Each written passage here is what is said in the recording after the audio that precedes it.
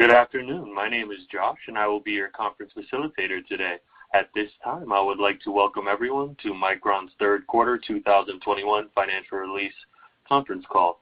All lines have been placed on mute to prevent any background noise. After the speaker's remarks, there will be a question and answer session. If you would like to ask a question during this time, please press star, then the number 1 on your touch-tone telephone keypad. If you would like to withdraw your question, press the pound key.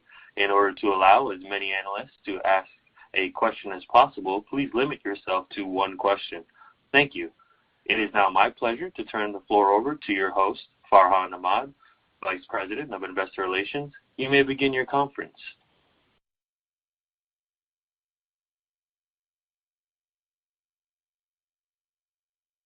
Thank you, and welcome to Micron Technology's fiscal third quarter 2021 financial conference call.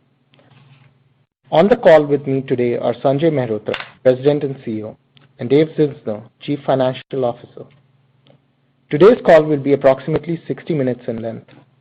This call, including the audio and slides, is also being webcast from our investor relations website at investors.micron.com. In addition, our website contains the earnings press release and the prepared remarks filed a short while ago. Today's discussion of financial results will be presented on a non-GAAP financial basis unless otherwise specified. A reconciliation of GAAP to non-GAAP financial measures may be found on our website. As a reminder, a webcast replay will be available on our website later today. We encourage you to monitor our website at micron.com throughout the quarter for the most current information on the company, including information on the various financial conferences that we will be attending. You can follow us at Twitter at MicronTech. As a reminder, the matters we will be discussing today include forward-looking statements. These forward-looking statements are subject to risks and uncertainties that may cause actual results to differ materially from the statements made today. We refer you to the Form 10-K and 10-Q that we filed with the SEC for a discussion of risks that may affect our future results. Although we believe that the expectations reflected in the forward-looking statements are reasonable, we cannot guarantee future results, levels of activity, performance, or achievements. We are under no duty to update any of the forward-looking statements after today's date to conform these statements to actual results. I'll now turn the call over to Sanjay. Thank you, Farhan. Good afternoon, everyone. We delivered outstanding results in FQ3. Our strong execution enabled us to achieve the largest sequential EPS improvement in our history and to set multiple revenue records. NAND hit record revenue, propelled by record mobile MCP, consumer SSD, and client SSD revenues. Our embedded business exceeded $1 billion for the first time, with record revenue across automotive and industrial markets. We also achieved key technology and product milestones with our industry-leading 1-alpha DRAM and 176-layer NAND, reaching a meaningful portion of our bit production, and QLC NAND accounting for a majority of our client SSD bit shipments. We expect DRAM and NAND supply to remain tight into calendar 2022 as the global economy rebounds. The strong demand for memory and storage across the data center, intelligent edge, and user devices puts Micron in the best position ever to fully capitalize on these exciting opportunities. We continue to make solid progress on our goals to deliver industry-leading technology and improve our cost structure, to bring differentiated products to market and improve our product mix, and to grow our share of industry profits while maintaining stable bit share. I will start with an update on our operations.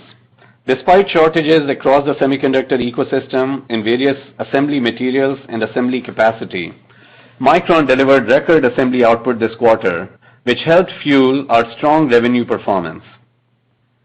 Our assembly and test success was the result of a strategic decision we made several years ago to increase our captive footprint and strengthen relationships with suppliers and partners. We successfully mitigated the impacts of the drought in Taiwan with no reduction in our production output. Taiwan's rainy season has begun, bringing with it sufficient water supply to support our manufacturing requirements.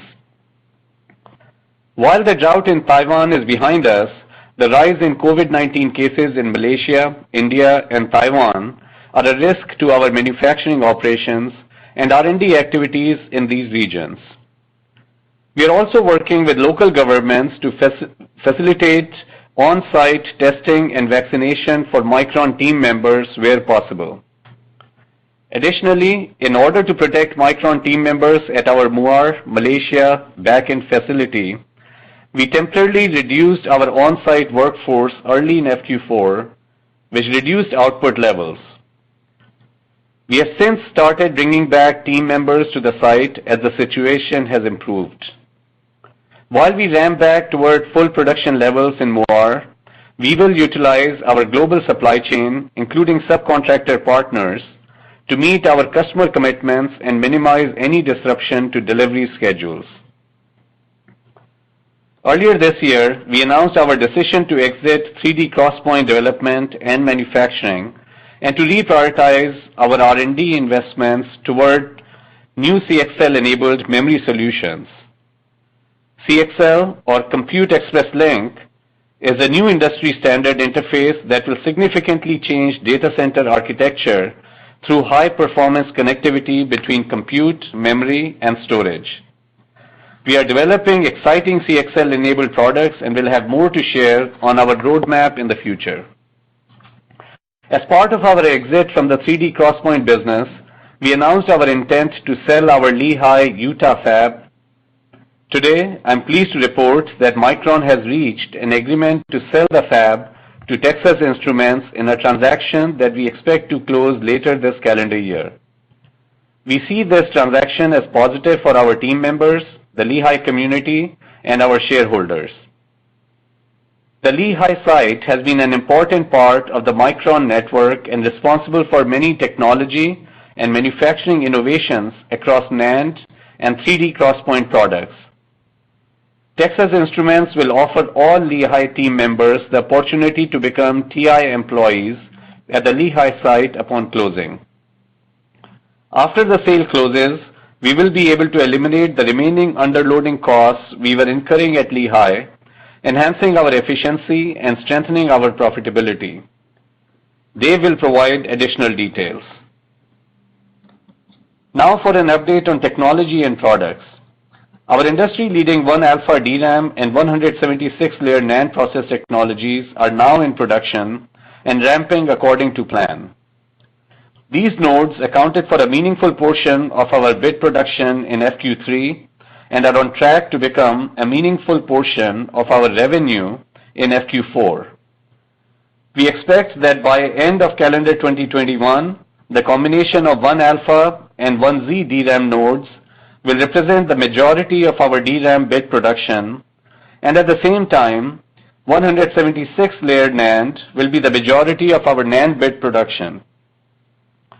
In fiscal year 22, we expect these workhorse nodes to fuel bit growth and provide us with good front-end cost reduction on a like-for-like basis. However, there are two factors that will create cost headwinds for us next fiscal year. The first is driven by our strategic portfolio migration toward more advanced and higher value products such as DDR5 memory, high-density server modules, and SSDs.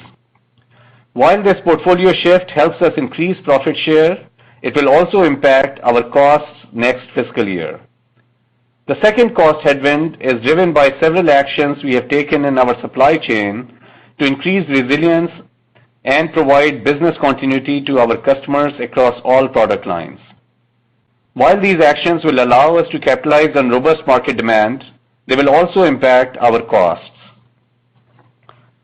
We are on track to support customers as they begin to introduce DDR5-enabled platforms in the second half of calendar 2021. DDR5 was designed to meet modern data center requirements, including improved performance through doubling of memory bandwidth and improved reliability and efficiency through integration of on-die ECC. DDR5 features a larger die size compared to DDR4 limiting DRAM industry supply growth and cost reduction as it ramps, starting from the second half of calendar 2021. In storage, we introduced the industry's first UFS 3.1 solution for automotive applications this quarter.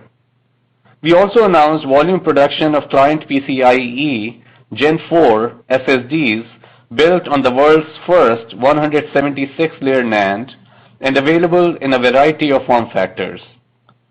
We are delivering 176-layer NAND in volume to OEM and channel customers across multiple markets and have several products in customer qualifications.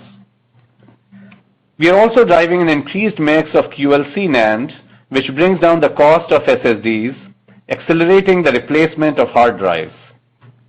QLC SSD adoption continues to grow, and we delivered record QLC SSD revenue and bit mix in FQ3. Turning to end markets, in the data center, integration of AI into data-centric workloads will drive long-term growth, with memory and storage becoming an increasing portion of server BOM cost.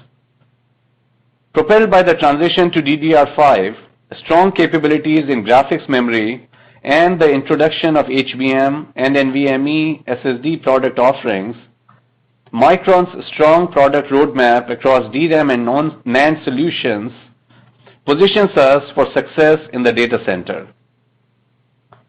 We will enhance our NVMe SSD portfolio with the introduction of new products with internally designed controllers in the coming months. In the fiscal third quarter, data center DRAM revenue grew quarter over quarter, driven by strong demand from cloud customers and increases in module density. Data center SSD bit shipments and revenue grew sequentially, driven by both cloud and enterprise. Data center demand is expected to be strong in the second half of the calendar year as cloud demand picks up and enterprise demand improves due to broad economic recovery. In addition, we expect that the new CPUs featuring more memory channels will accelerate server memory demand starting later this year and continuing into 2022. The PC market continues to benefit from the trend toward greater mobility as people embrace a work or learn from anywhere culture. Industry expectations for calendar 2021 PC unit demand growth have increased to the high teens, driven by robust notebook sales and a recovery in the desktop market. In the fiscal third quarter, we achieved several customer qualifications for our 1-alpha-based DDR4 products across various PC platforms. Our client SSD bit shipments were up sharply quarter over quarter and year over year. In graphics, bit shipments increased sequentially and year over year, driven by strong next-generation game console and graphics card shipments. Micron has an excellent position in the graphics market with a broad product portfolio and deep customer partnerships. Mobile business achieved record MCP quarterly revenue. We made strong progress with our 1-alpha LP DRAM products and 176-layer UFS 3.1 enabled solutions. We have already completed customer qualifications for some of these products.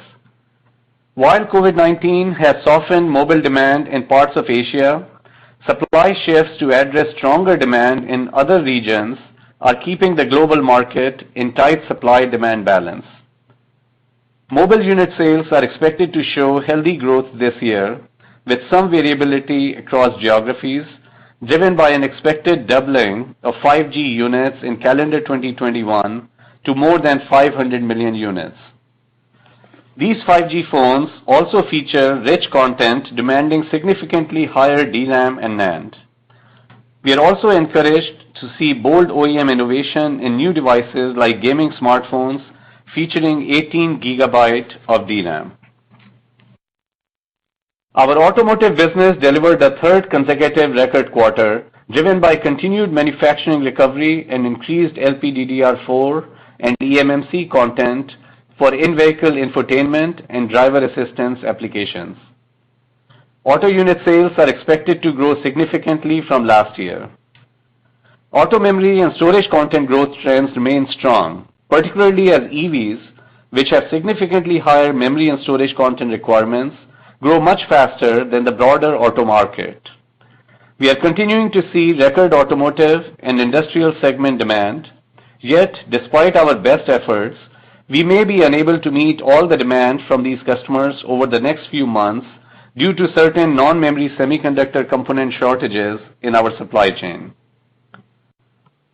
Turning to our market outlook, while the pandemic remains a risk factor, calendar 2021 is shaping up to be a strong year, fueled by the macroeconomic recovery combined with secular drivers such as AI and 5G that are creating sustained demand increases across broad end markets. As a result, our expectations for calendar 2021 DRAM and NAND bit growth have increased since our last earnings call, and we now expect calendar 2021 DRAM bit demand growth to be somewhat above 20% and NAND bit demand growth in the mid-30% range. There is currently unmet demand for DRAM and NAND due to end market strength. This unmet demand would have been even larger had it not been for the non-memory component shortages influencing our customers' ability to manufacture their products, particularly in the PC, automotive, and industrial markets. These shortages can cause variability in demand patterns as customers experience challenges sourcing matched set of non-memory components. We are hopeful that foundry capacity coming online can begin to alleviate some of the component shortages in the second half of calendar 2021 and support robust memory and storage growth. Additionally, as a result of strong end market demand trends, the lessons of the pandemic and ongoing geopolitical uncertainty, some customers will change their inventory management strategy from just in time to just in case and increase the target level of what they consider normal inventory levels. Long term, we see a DRAM bit demand growth CAGR of mid to high teens and a NAND bit demand growth CAGR of approximately 30%. Turning to Micron supply, we are targeting to align our long-term bit supply growth CAGR with the industry bit demand growth CAGR across DRAM and NAND. However, we expect year-to-year variability caused by node transition timing. In both DRAM and NAND, we expect our calendar 2021 bit supply growth to be below the industry bit demand growth, and we have used our inventory to add to our bit shipment growth this year. Before handing over to Dave, I have one more important announcement to share regarding our DRAM technology and manufacturing strategy.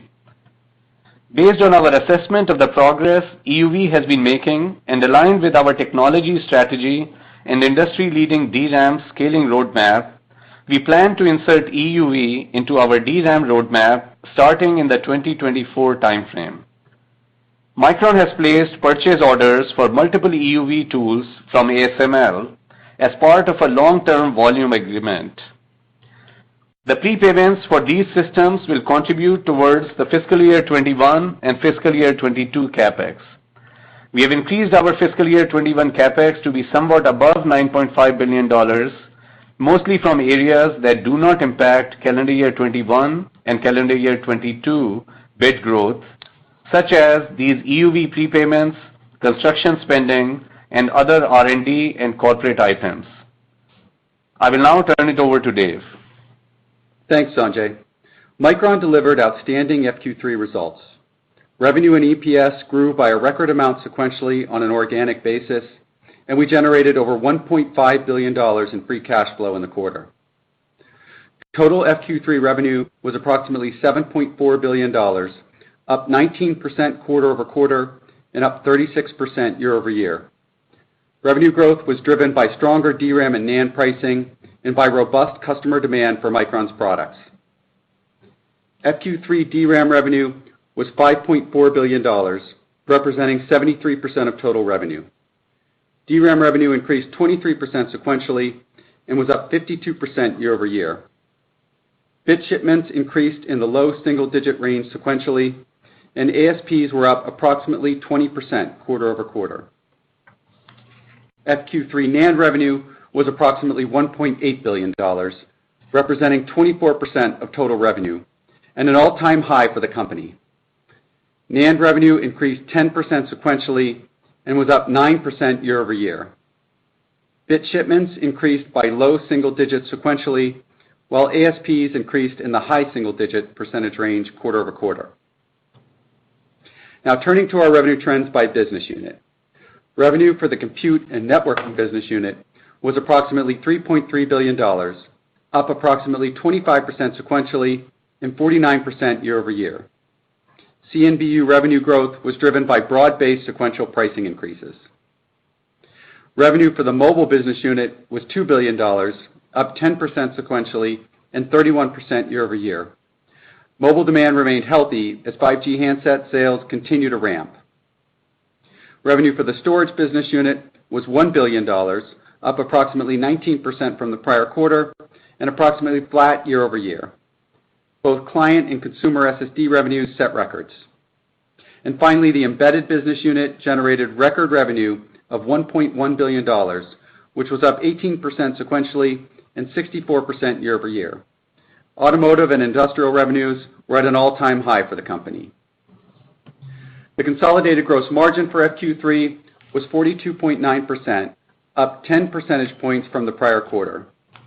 DRAM and NAND price increases helped drive the margin expansion in FQ3. Gross margins also benefited by 100 basis points from $75 million less depreciation at our Lehi fab, which is classified as assets held for sale. Operating expenses were $821 million in FQ3, which we continue to tightly manage. Operating expenses also benefited from approximately $21 million of gains from the sales of certain assets. FQ3 operating income was $2.4 billion, resulting in an operating margin of 32% compared to 20% in the prior quarter and 18% in the prior year's quarter.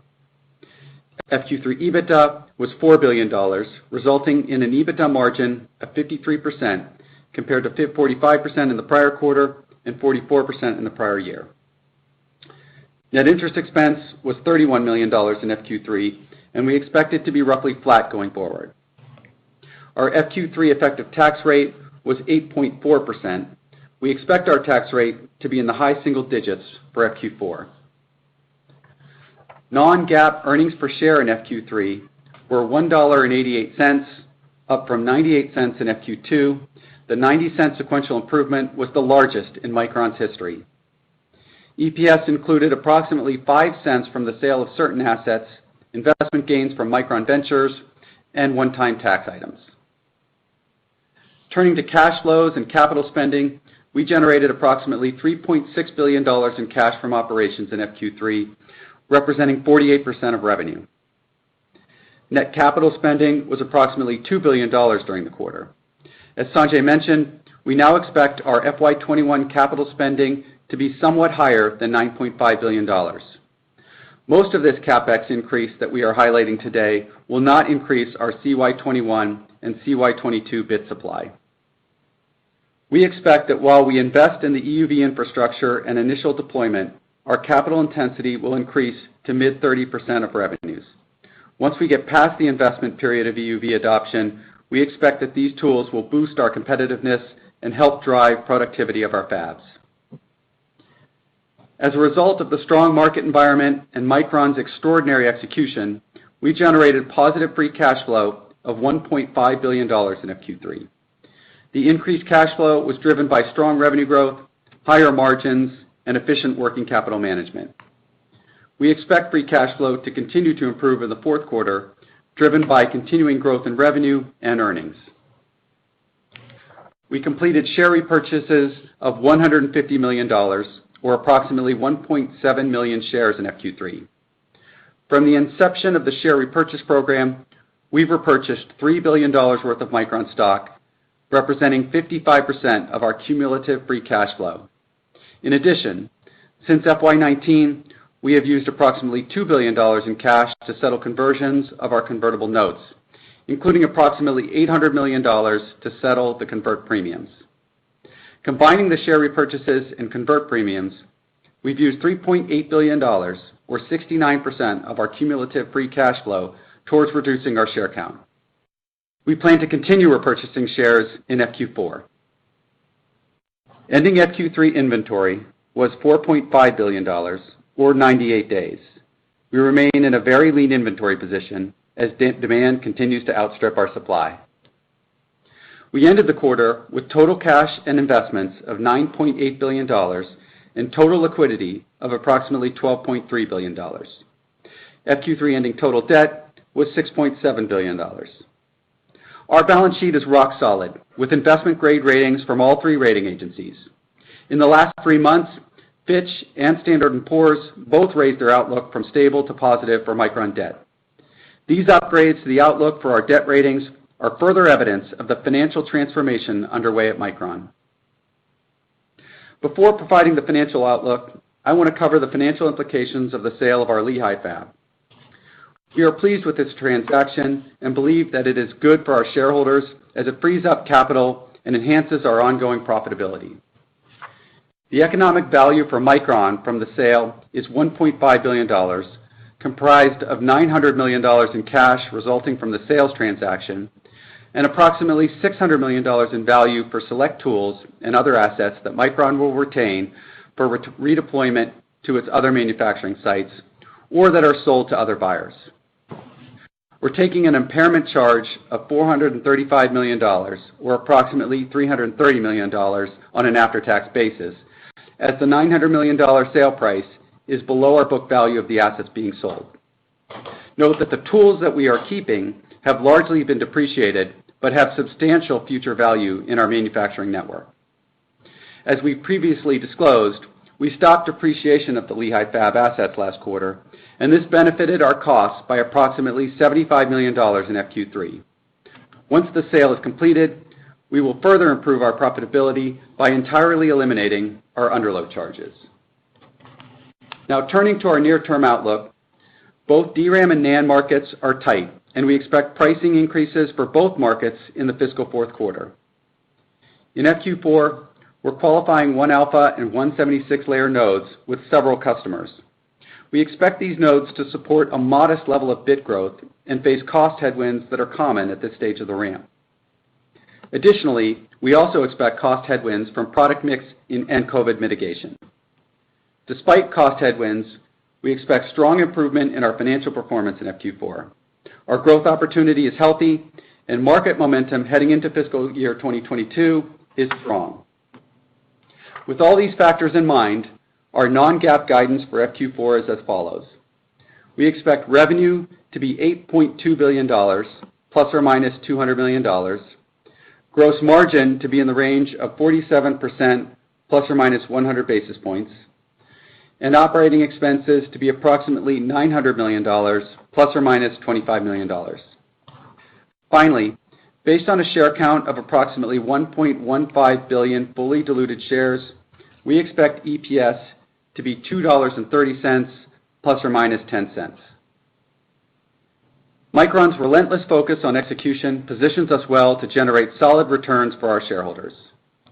Measuring our performance trough to trough across the cycle from FY16 to FY20, we substantially improved our EBITDA margin and our revenue grew by more than 70%. During this time, we delivered average gross margins of 40%, EBITDA margins of 50%, and return on invested capital of 20%. We believe Micron's strong financial performance will continue cross-cycle, and over the long term, our revenue growth will outperform the broader semiconductor industry. Our industry-leading technology, dramatically improved product portfolio, and financial strength position us well to capitalize on the long-running demand trends driving the memory and storage industry. I will now turn it back to Sanjay. Thank you, Dave. Micron's fiscal third quarter results demonstrate the strength of our business, and we expect to achieve continued strong results in the future. Demand for memory and storage is solid across market segments, and industry trends like artificial intelligence, edge computing, and 5G continue to create new opportunities for Micron. Our team is building on our technology leadership to deliver bold new solutions that offer valuable differentiation for our customers. Micron's business is healthier and more robust than ever, and we are energized to seize the opportunities ahead at a truly exciting time in the semiconductor industry. We are also leveraging our success to deliver results for all our stakeholders. In April, we released our 6th annual sustainability report, highlighting progress towards our environmental, social, and governance goals. I'm pleased to report that we are on track to achieve the environmental and sustainability goals we set last year, despite the challenges posed by the pandemic. In fact, our ESG risk scores have improved to the top 10% of the semiconductor industry, according to the third-party rating agency Sustainalytics. We are also making good progress on achieving 100% renewable energy consumption in the U.S. by the end of 2025. In calendar 2021, we continue to focus on emissions abatement, transition to renewable sources, water restoration, and increased efforts to reduce, reuse, or recycle waste. We will pursue these goals with the same focus with which we have created sustained momentum in the business, and I look forward to providing updates on our progress on future calls. We will now open for questions.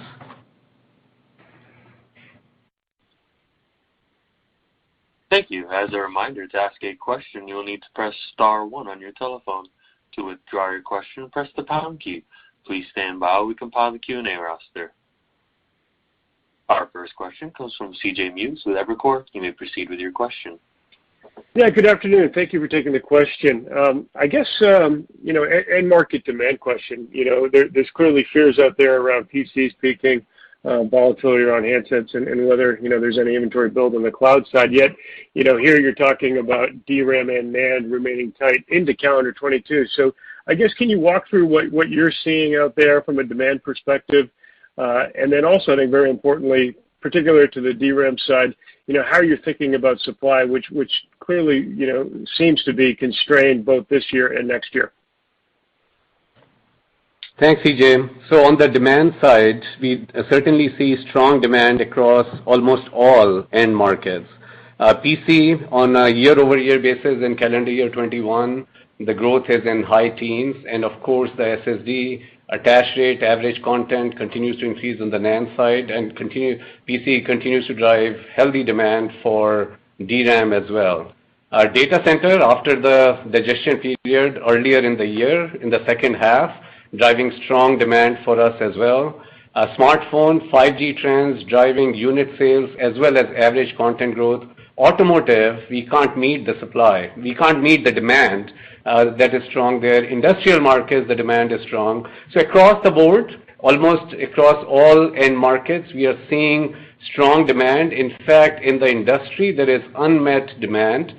And you know that there is semiconductor shortage across the technology ecosystem. And as that semiconductor shortage gets alleviated over time, that actually is going to create more demand for memory and storage, because every end application today, whether it's analog IC related or memory CPU cores related, all of them actually require memory and storage. So semiconductor shortage, which is actually impacting some of the demand, as that gets alleviated over the course of next several quarters, that too will bring about increased demand. So demand trends are strong. The supply, as we see through the year, through the end of the year and into calendar year 2022, is tight as well. And you know that CapEx in the industry has been on the DRAM side extremely disciplined. The producer inventories, the supplier inventories are running extremely lean as well. I can certainly speak for our inventory. Our days of inventory are at 98, extremely low as well. And capital intensity is increasing as well in the industry, and that all bodes well for disciplined supply growth as well. We talked about that how DDR5 as a spec that is there in the industry as a JEDEC spec actually requires more on-chip ECC that results in bigger die sizes for everybody in the industry for DDR5 over DDR4. So that again, as you can well understand, as the industry transitions to DDR5 over the course of next several quarters in 22 as well as in 23, that too means less supply growth availability from the wafers, even with technology transitions. And so all of those trends from the demand side as well as from the supply side bode well for our industry. That's very helpful. If I could follow up on the gross margin side, Dave, you talked in the prepared remarks around higher cost mix and investment in the supply chain. Can you walk through the moving parts there for fiscal 22 gross margins? Yeah, so obviously, one of the bigger components of the margins for fiscal 22 is going to be around pricing, and we don't provide pricing beyond the next fiscal or beyond this quarter, other than to say that we think pricing will be up next quarter, and we are suggesting that it will be tight at least into 22. So that's as much as I can give you on the pricing side. On the cost front, when you look at the front end cost reductions that we'll see next year on a like-for-like basis, driven by, as Sanjay mentioned in the prepared remarks, the ramp of 1-alpha and the ramp of 176 on the NAND front, we do feel like those costs will be good. The only counter to that is we will see a higher mix of products that carry higher costs. Sanjay mentioned like DDR5, higher density server modules, more SSDs, all those things will be a bit of a headwind on the cost front. And we will likely go into the year with some COVID mitigation costs. That also will be a bit of a headwind. Now, hopefully that over the course of the year alleviates and that starts to help on the margin front. The only other factor is we will have a little bit of a lift in Q4 from Lehigh as the full amount of the depreciation goes away in the fiscal fourth quarter. And then once we close on the sale, all the underload charges will also go away. The way I think I'd model it is, maybe about $20 million of benefit in the fourth quarter and probably another $20 million in the first fiscal quarter. And assuming we close somewhere close towards the end of the first fiscal quarter, that should be behind us. Thank you. Thank you. Our next question comes from John Pitzer with Credit Suisse. You may proceed with your question. Yeah, guys, just two quick questions. Dave, maybe to follow up on CJ's questions about cost, I want to make sure I understand the messaging here. I get that these higher value-added parts have higher costs, but shouldn't they also have higher gross margins, or am I thinking about that incorrectly? And then I have a follow-up. It somewhat depends on the product itself, but I would say in general, we are trying to drive towards higher value products, which, arguably on a like-for-like basis, or at least on a comparable basis to other products, would carry better gross margins. Perfect. And then as my follow-up, 2 quarters ago, Dave, you didn't buy back any stock. This quarter it was $150 million, which was, I think, 10% of free cash flow. Notwithstanding what you've done over multiple quarters, I'm just kind of curious as to the message you're trying to give us here, especially if you look at sort of the cross-cycle risk-reward in the stock. Why not be more aggressive with the buyback here? And does that portend something about next fiscal year's CapEx? And as you talk about that CapEx, is next fiscal year a year that you should outgrow bit relative to industry? Okay, a lot of questions to unpack. Okay, so on the buyback, I wouldn't read anything into the $150 million. Some quarters will have higher levels of buyback than others. We did have an eye on our net cash position, and so that was something that we were trying to move in the right direction. I think you'll find in the fourth fiscal quarter that our buybacks are meaningfully higher than our third fiscal quarter. So nothing to read there. We do feel like this price is obviously a good price to be buying the stock back. And we are committed to what we've talked about previously, which is to return at least 50% of our free cash flow in the form of buybacks. And as I talked about on the prepared remarks, I think that the metric we've hit so far is 55%, so we've done pretty well. And that doesn't even account for the converts, which I think by the end of this fiscal quarter, that is the fourth fiscal quarter, we'll be completely done with converts. Converts will be completely off the balance sheet. and we will remove that dilution as well. As it relates, no message on the CapEx as it relates to buybacks, other than to say that given the EUV investments, it does appear that we will operate maybe at a little bit of a different level from a percent of sales perspective than perhaps we previously were operating. We were thinking more in the low 30s. I think with EUV, it's safe to say that we probably are operating in the mid 30s as a percent of revenue for CapEx, at least as we build out the EUV part of the tool set. Perfect. Thank you very much. Thank you. Our next question comes from Shannon Cross with Cross Research. You may proceed with your question. Thank you very much. I had a question about DRAM ASPs. The 20% quarter-over-quarter growth was the highest in several years. So can you talk a bit about the drivers of the growth? How much of it was like-for-like price increases given the current tight supply versus, say, benefit from mix, and how should we think about sustainability? So certainly on a like-for-like basis, pricing increased across the board in the DRAM industry, and again driven by the strong demand, as I mentioned earlier, pretty much across all of the end markets. So we enjoyed price increases across all end markets, and as we have mentioned, that even in FQ4 we see price increases not just in DRAM, but we also see that in NAND. Okay, and then I guess given the comments you made about customers moving to just-in-case inventory management, can you unpack that a little bit just in terms of magnitude? I mean, is this sort of a one-off conversations you're having with people as they're dealing with the supply issues that are out there right now, or do you think this is something that's going to be sort of a meaningful transition within the industry? Thanks. So we see it as an emerging trend in the industry. When you think about it over the course of last couple of years or even maybe a somewhat longer time frame, there have been challenges with respect to geopolitical considerations. Certainly COVID brought into stark relief the need for a resilient, flexible supply chain.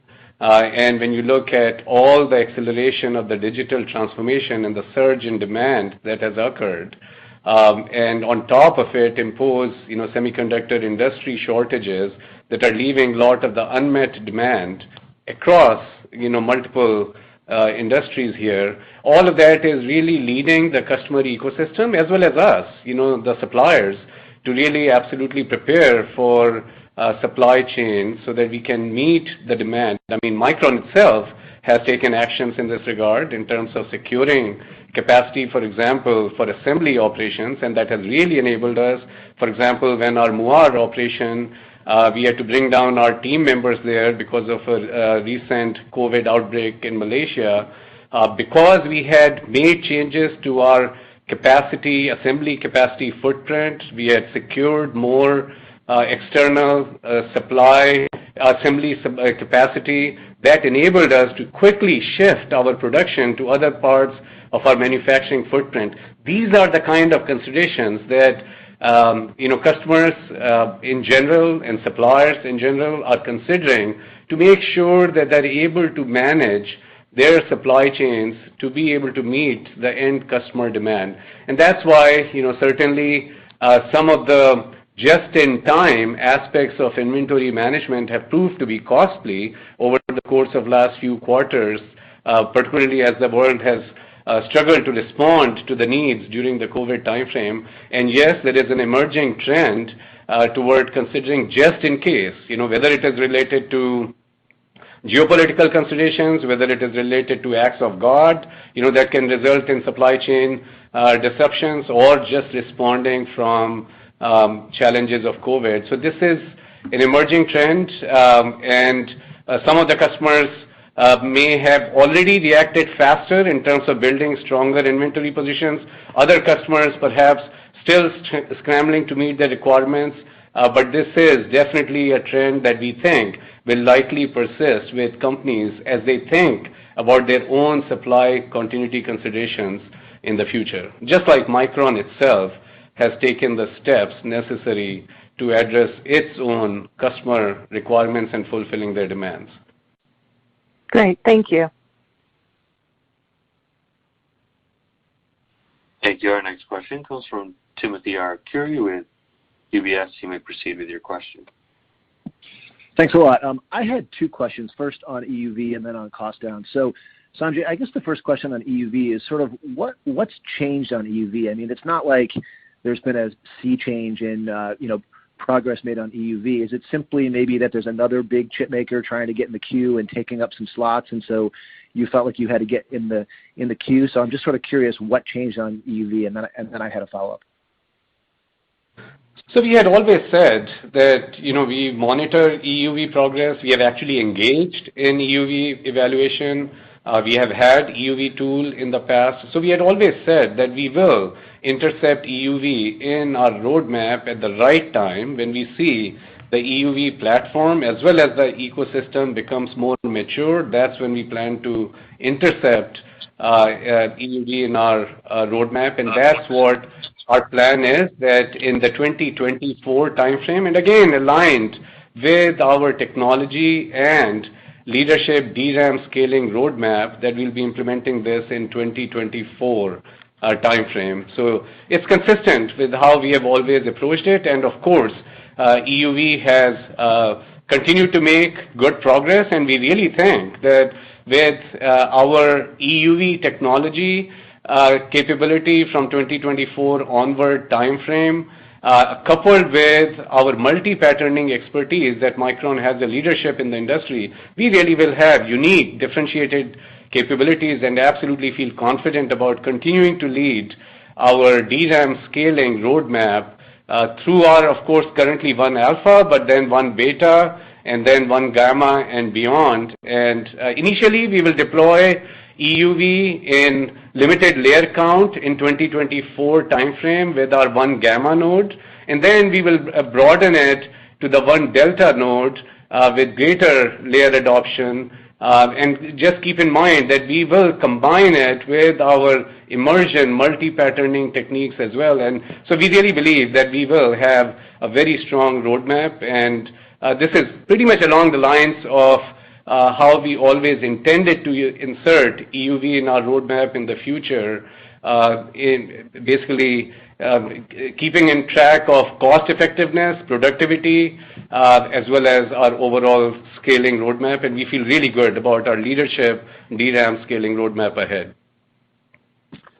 Thanks, Sanjay. I guess, Dave, my follow-ups on cost downs. You sound a little more negative or a little more cautious on your fiscal 22 cost downs than you were last quarter. I think this year in DRAM you're going to be close to roughly 10% this fiscal year, and I think 1 alpha was supposed to help you next year. So the feeling was that you could do better than 10% next year in fiscal 22.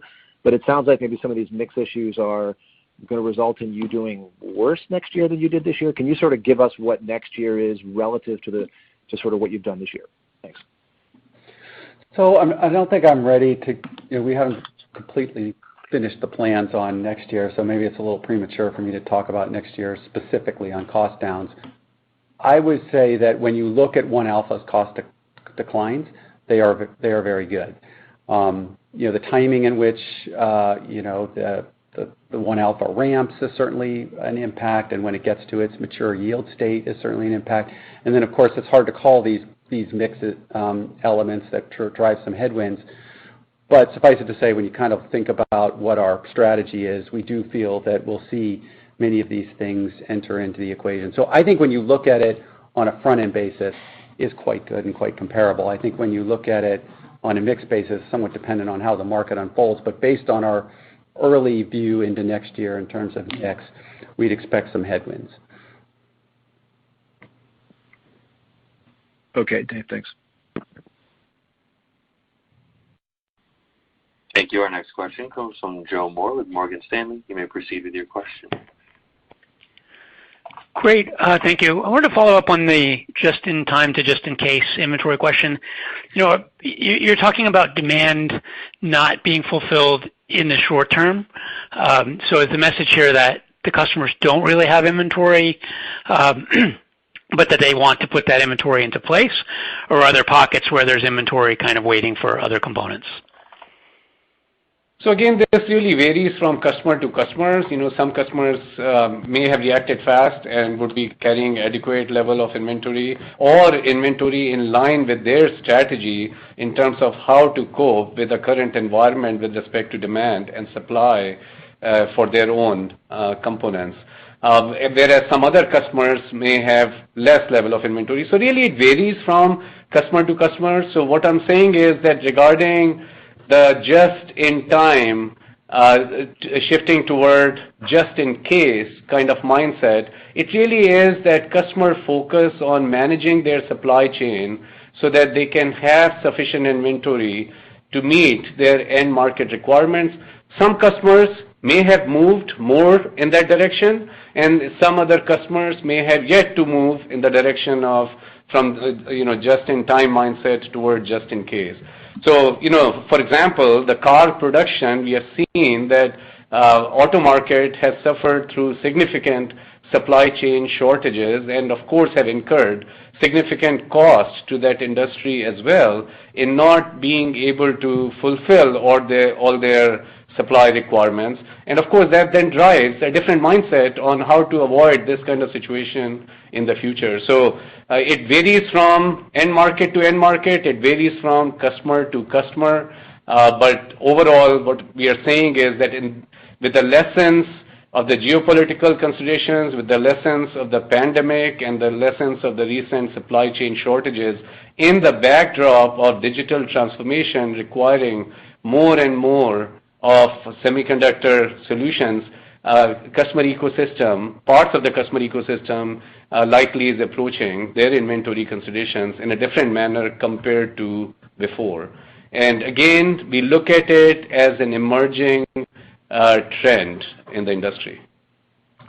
Great. Thank you very much. Thank you. Our next question comes from Chris Danely with Citi. You may proceed with your question. Hey, thanks, guys. Just to follow up on that previous question, if you look at the three main end markets for DRAM, PC, cell phone, server, and your best guess of inventory in each, where would you say it's lowest? And then when do you think that those end markets will achieve their, whatever the heck normal is these days level of inventory? So we are not going to go there in terms of trying to break it down by market by market. Of course, you sometimes see different moving parts in different parts of the market. For example, in mobile, you saw that with the India COVID situation, as well as April and May in China, there was a reduction in demand in certain parts of the smartphone market. However, in other parts of the world, the smartphone suppliers moved to supply the increased demand in the other parts of the world. And of course, some of the demand, because the supply is in shortage, some of the supply in the industry got shifted toward other parts of the market too. So we're not going to break it down. I mean, I gave you mobile just as one example, and this situation can vary from customer to customer.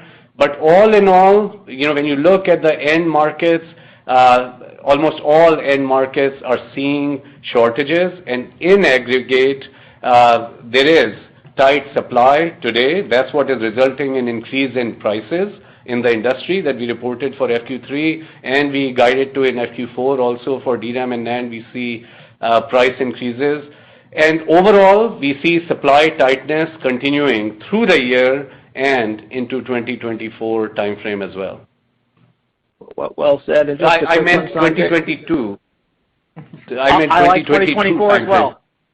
2024 is great. Yes. 2026, I'll take it. We'll definitely be talking about that one of these days too. Yes. One quick one, Sanjay. What do you think is going to be the CHIPS Act impact to Micron and just the memory ecosystem in general? So I think when you say CHIPS Act impact, yeah. Oh, CHIPS Act, I see. Okay. So with respect to CHIPS Act, we definitely, first of all, it's really great that U.S. government is recognizing the importance of semiconductors and how important semiconductors are to national economic consideration as well as national security considerations. And of course, semiconductors are important to all global economies today. So we are certainly, look forward to greater support for U.S. leadership in semiconductor research as well as semiconductor manufacturing in the years to come. And of course, Micron, as the only player in semiconductor memory and semiconductor storage in the industry, is well engaged with the U.S. government. And I know that the U.S. government also recognizes the importance of memory and storage as a strategic part of the semiconductor industry.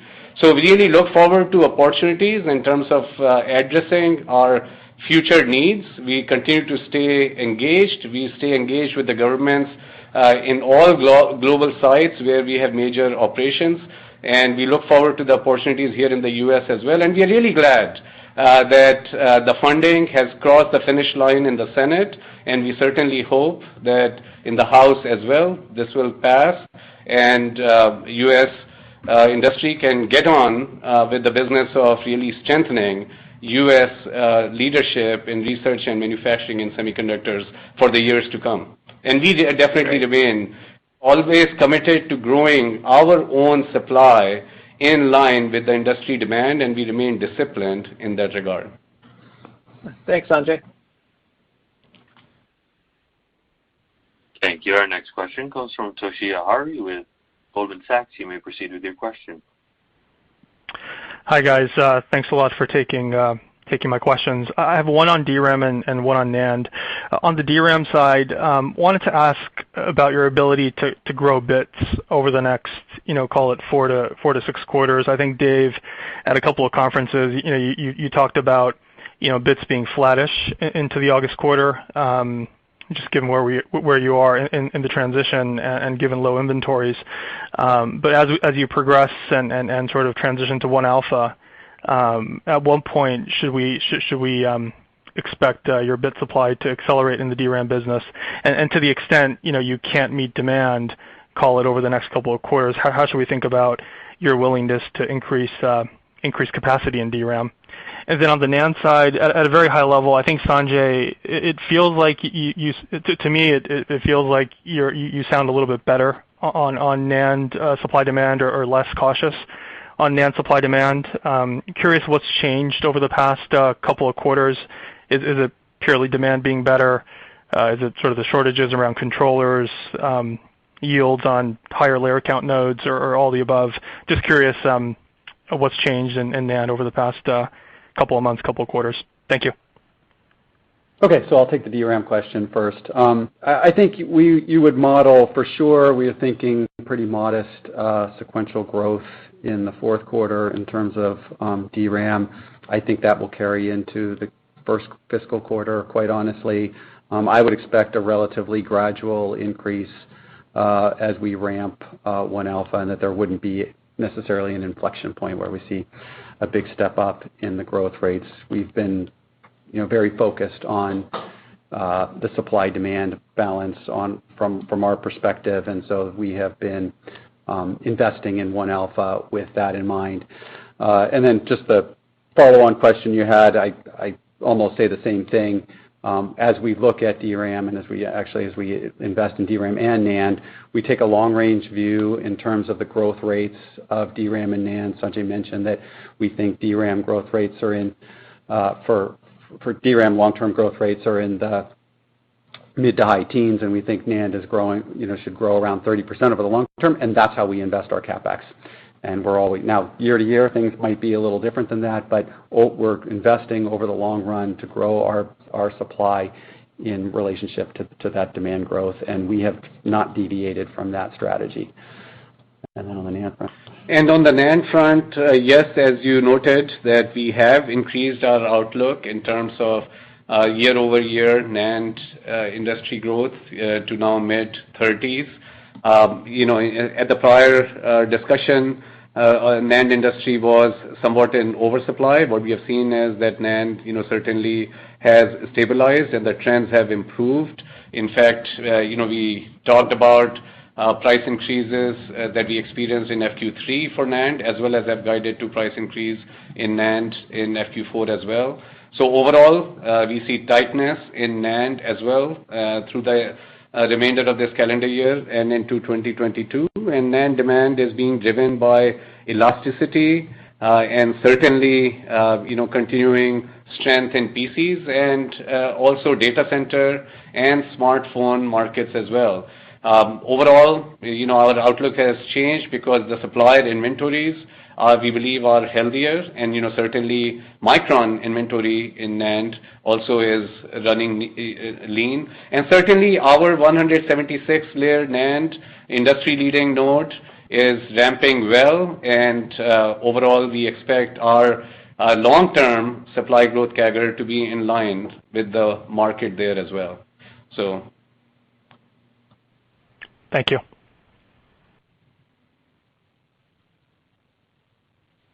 Thank you, and that concludes today's conference call. Thank you for participating. You may now disconnect.